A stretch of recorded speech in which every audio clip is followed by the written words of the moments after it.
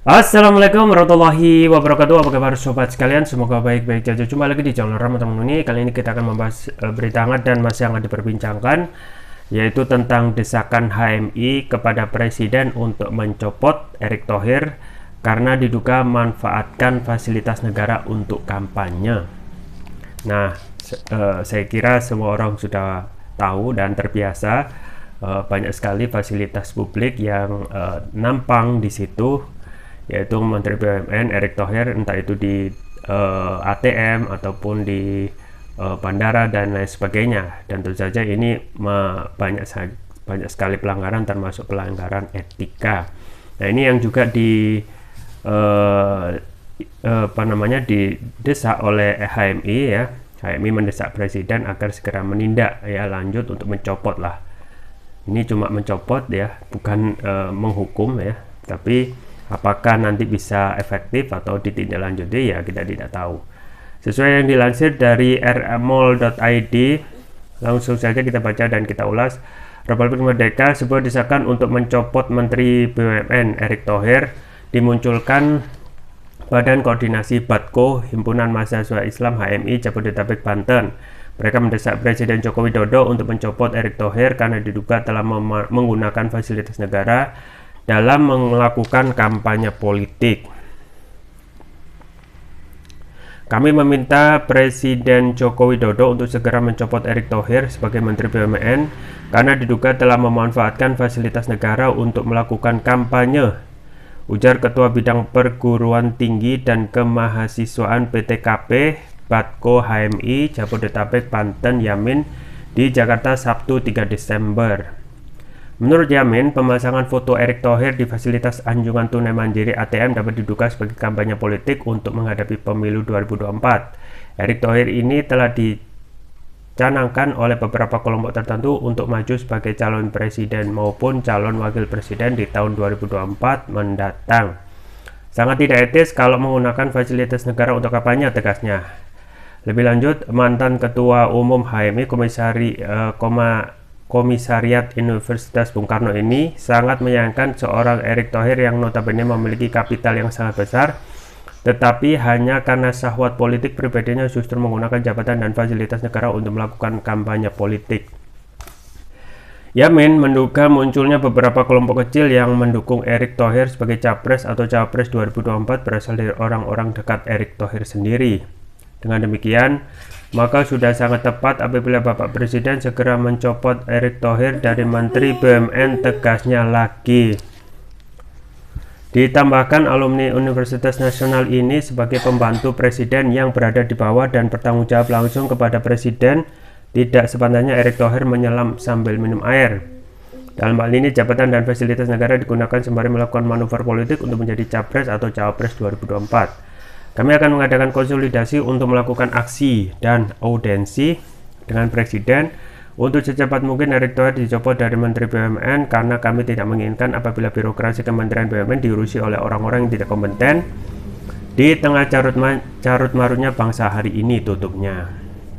Ya, sobat sekalian itu ya. Jadi sudah berlangsung lama dan berlangsung terus-menerus. Foto Erick Thohir yang sudah mampang di berbagai pusat keramaian, ya diantaranya adalah ATM, kemudian bandara ya, terminal kalau nggak salah, dan lain sebagainya. Tetapi tidak ada tindak lanjut dalam hal ini. Kita ketahui banyak sekali pelanggaran yang seharusnya tidak dilakukan oleh pejabat publik sekelas menteri ya, padahal menteri sudah mempunyai tugas sendiri.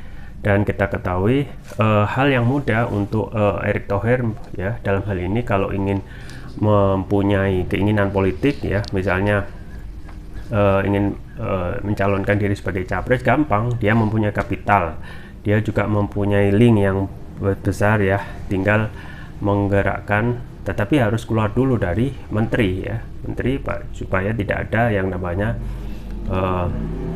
konflik kepentingan ya. Di satu sisi dia menteri, di satu sisi dia juga melakukan kampanye yang menggunakan state facilities. Nah, ini pelanggaran.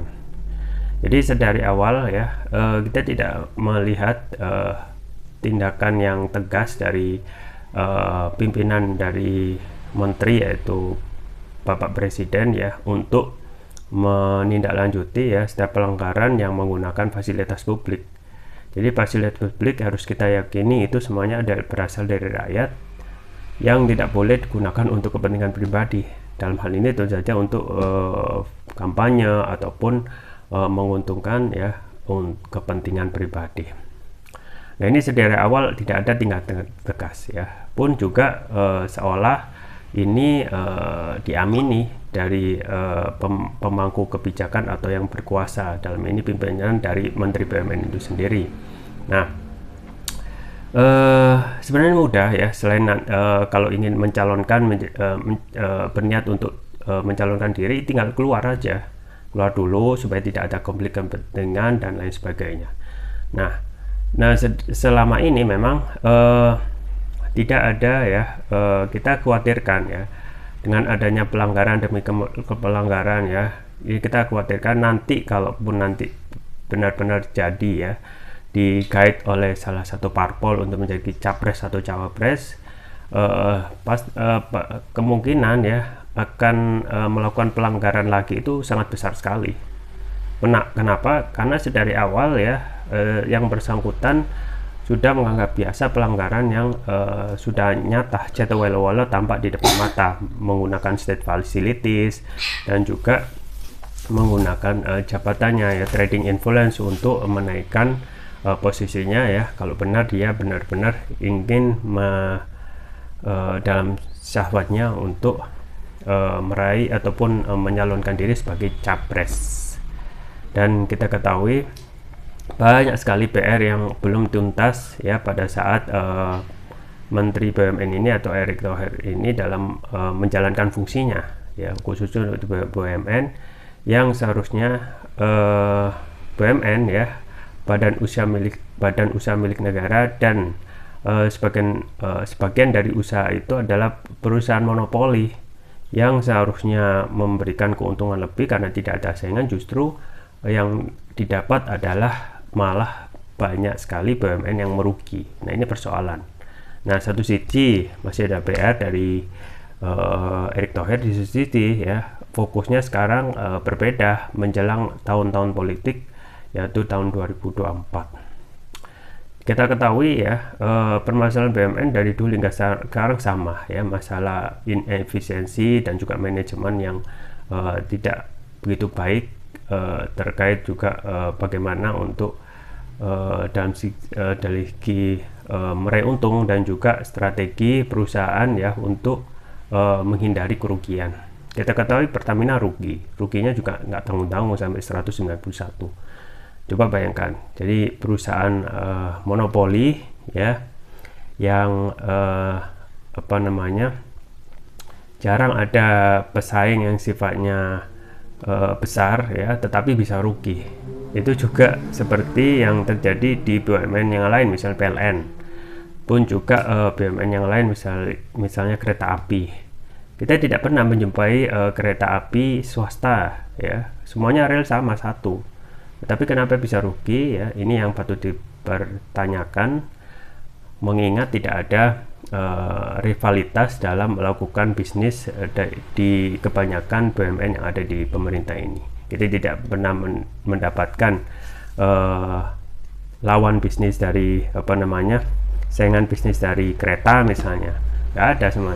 Kemudian dari perusahaan listrik nggak ada, semuanya menjadi perusahaan monopoli yang seharusnya bisa dimanajemen dan bisa memberikan keuntungan yang merata yang besar bagi BUMN itu sendiri, dan kemudian dibagikan secara keuntungannya ya, keuntungan yang sifatnya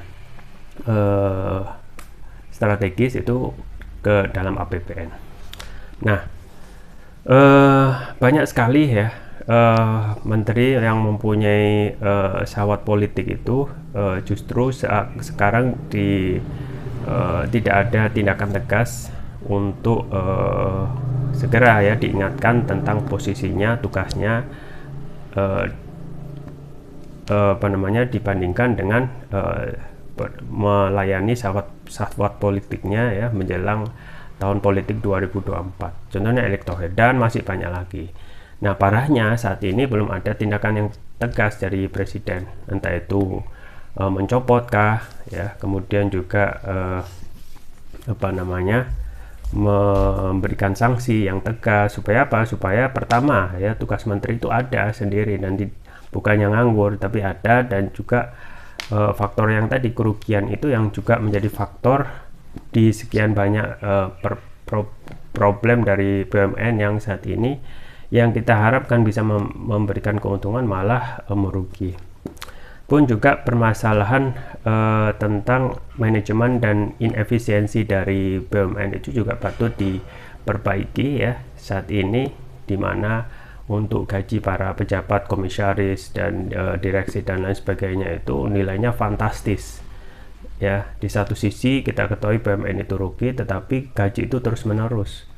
Terus apa fungsinya ada mereka ketika mereka digaji dengan biaya mahal, tetapi BUMN atau bisnis negara itu malah turun. Nah, ini juga terkait bagaimana ya pada saat ini sering sekali kita mendapatkan jabatan-jabatan yang sifatnya strategis, maupun itu komisaris ya, ataupun yang lain, itu sekarang masif ya diberikan tidak sesuai dengan kapabilitasnya, dan lebih cenderung karena ada balas jasa ketika mereka melakukan aktivitas relawan ya ketika pencalonan presiden. Ini juga patut dipertanyakan. Jadi kita membayar jumlah besar ya, jumlah gaji yang besar untuk komisaris independen misalnya seperti balas jasa, tetapi yang dimanfaatkan oleh BUMN dan rakyat itu tidak ada. Nah, ini problem ya, problem ke depan ya. Salah satu tentang inefisiensi. Kita menggaji misalnya relawan yang sifatnya independen, tetapi fungsi dan tugasnya tidak jelas, background keahliannya tidak matching, dan itu terus dipelihara hingga saat ini, yang salah satunya kita yakini ini merupakan salah satu faktor kerugian BUMN terbesar ya, inefisiensi, gaji direksi, komisaris yang mahal dan lain sebagainya. Pun juga bagaimana asing itu pada saat sekarang benar-benar diberikan karpet merah seiring dengan undang-undang yang memberikan keleluasan untuk mengelola sumber daya alam di Indonesia. Ini juga ancaman. Kita ketahui banyak sekali dan besar sekali ya potensi sumber daya alam, dan saat ini yang lebih booming itu adalah batu bara. Potensi batu bara itu luar biasa, dan ini ya salah satu sumber daya alam yang benar-benar menguntungkan dan tidak perlu waktu lama untuk mengolah. Nah, itu bisa bila dibandingkan dengan sumber daya alam yang lain, misalnya CPO ya, bahan baku pengolah minyak itu harus ditanam dulu ya, ditunggu berapa tahun dulu baru dipanen. Tetapi batu bara ya keuntungannya itu sangat luar biasa. Tetapi yang paling jadi persoalan adalah ketika memberikan swasta itu keleluasaan ya, untuk asing maupun swasta ya, untuk masuk dalam bisnis batu bara yang nilainya sungguh fantastis. Konon ya, kalau dihitung-hitung itu para ahli ya, dengan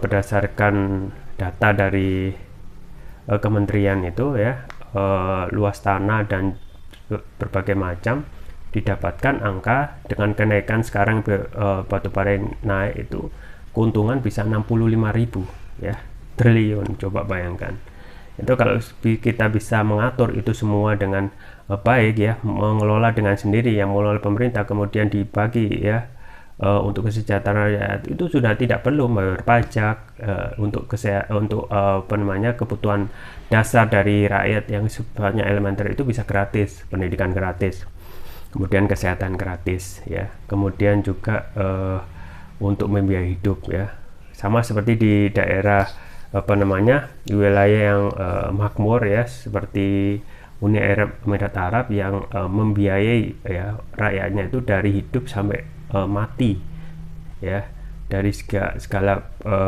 aktivitasnya, dan memang mereka disuruh untuk kerja, tetapi ketika mereka sudah tidak mampu kerja atau tidak ada peluang, ini tanggung jawab negara untuk membiayai mereka hingga mereka ya akhir hayat ya.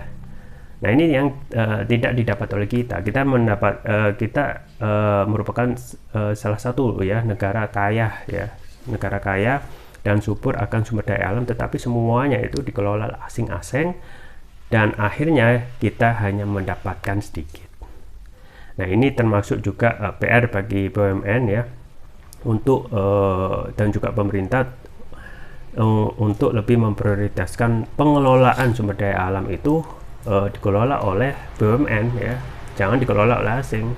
Dan makanya kita tidak akan pernah sejahtera, kita tidak akan pernah bisa membiayai negara ini dengan leluasa, dan kita hanya mendapatkan hasil yang sedikit. Itu karena oligarki yang berkuasa yang membiayai negeri ini ya, dengan biaya ketika pelaksanaan politik kemarin, dan kita hanya mendapatkan sedikit. Jadi masih ada banyak PR di BUMN ini terkait kerugian yang besar, kemudian inefisiensi, tetapi saat ini cenderung untuk syahwat politiknya. Tentu saja kalau sedari awal ya cara-cara yang dipakainya itu tidak benar, misalnya memakai fasilitas publik, dan pastilah akan menimbulkan konflik interest kedepannya. Kalaupun jadi, akan ada lagi pelanggaran-pelanggaran yang dianggapnya biasa. Makanya itu sesuai yang disampaikan oleh HRS, kita memang benar-benar krisis akhlak. Seseorang yang punya akhlak baik ya tidak akan melakukan ya pelanggaran seperti memanfaatkan jabatan publik untuk kepentingan pribadi, untuk syahwat politik dan lain sebagainya. Jadi satu hal yang sederhana tetapi sangat tidak akan sulit untuk bisa kita lakukan kalau tidak kita ya sebagai pemangku jabatan ya, untuk melaksanakan ya revolusi yang sifatnya lebih fundamental, yaitu revolusi akhlak untuk Indonesia ke depan lebih baik lagi. Itu saja yang bisa saya sampaikan, semoga bermanfaat. Jangan lupa like, share, dan subscribe. Sampai jumpa lagi. Wassalamualaikum warahmatullahi wabarakatuh.